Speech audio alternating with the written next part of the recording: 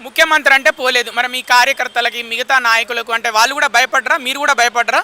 C ఇవాళ నేను ఎవరు భయపడి ఎవరు ఈ అభద్రతా భావంతో ఉన్నది అనేది ఇవాళ కేటీఆరే చెప్పాలి. ఎందుకంటే ఇవాళ సవాల్ని ఇంత తొందరగా ఈ విధంగా రెస్పాండ్ కావడానికి కూడా మనం ఒక ముఖ్య ఉద్దేశాన్ని అర్థం చేసుకోవాలి.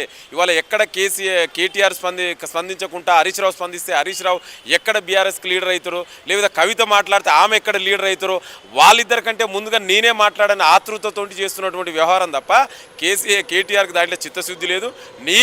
నేను ద్వారా ఇవాళ నేను ఛాలెంజ్ చేస్తున్నాండి.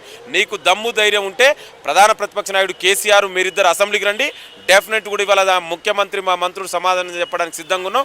మీ 10 ఏళ్ల పాలన పైన, కాంగ్రెస్ ప్రజాప్రభుత్వం సంవత్సరాల పాలన పైన చర్చ అసెంబ్లీలో పెట్టాలండి. అసెంబ్లీలో చర్చలు జరుగుతాయి.